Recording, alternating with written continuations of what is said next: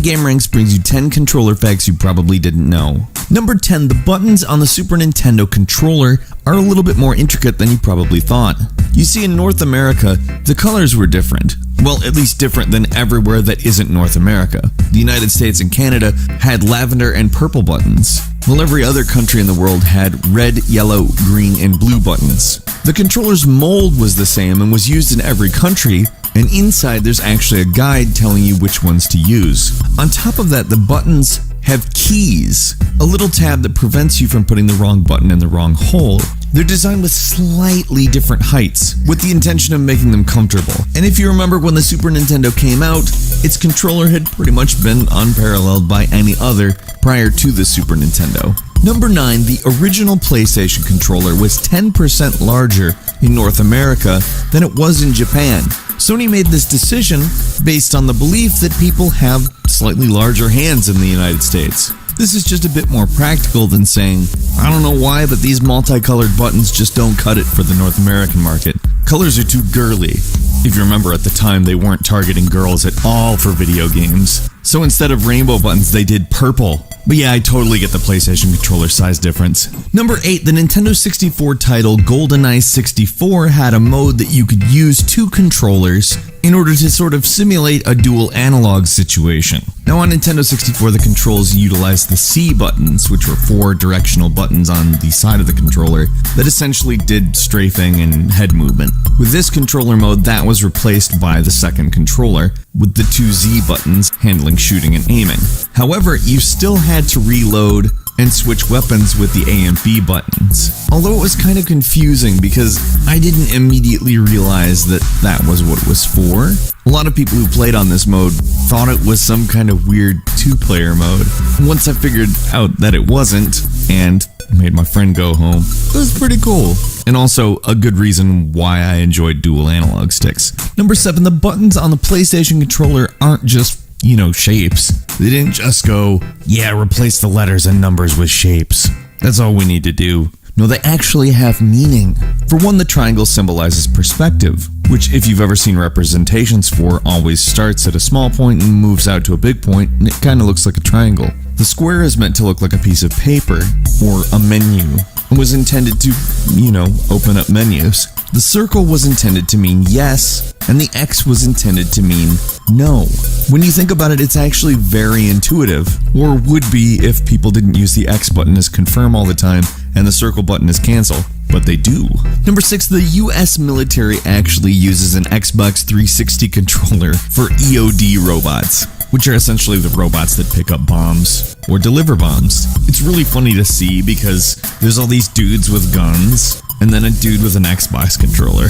Although I can see why you would use that, it's like a very familiar device to nearly everybody on the planet. Why not? Number 5, in the 1980s, Nintendo made a controller for disabled people that was extremely clever. First, instead of a D-pad, it had a long joystick that you can control with your tongue or your chin. And second, it had a little straw-type device that you either blew air through or sucked air out of. And that functioned as the A and B buttons. And while the device itself looked a little bit like maybe a dental apparatus of some sort, it did fulfill a very good purpose, which is giving quadriplegics a means to actually enjoy themselves with perhaps one of the best pastimes in the world, video games. Number 4, you know that the US Army uses the controllers for the bomb robots? Well, guess what? They fly spy planes with them as well. It's almost like the US military knows that people playing military games with the Xbox 360 controller might be able to do a good job with an Xbox 360 controller in various military situations. Why can't we have more companies and things thinking like that? Hey, lots of people know how to do things with this. Why not adapt our product to work like that? This seems like our lives as people could be made way easier. And it's not like I'm super pro-war or anything, but hey, good on you, military. You're at least thinking. Number 3, Sony's DualShock controller was given an Emmy Award. An Emmy Award.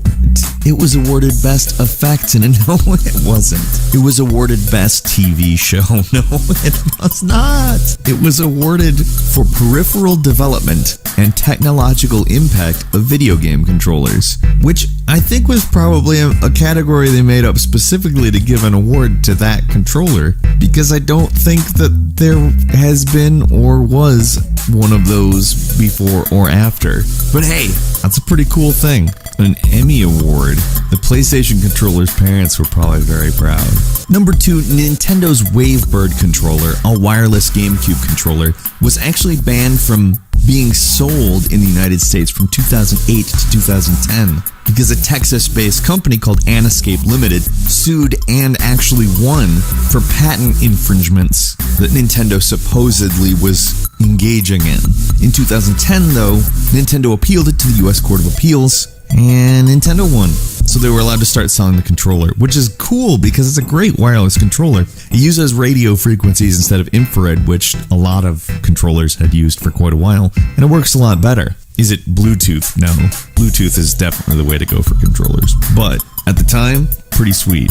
And finally, number 1, the PlayStation had a Power Glove too. If you remember, the NES had a Power Glove, and it was kind of an absurd controller.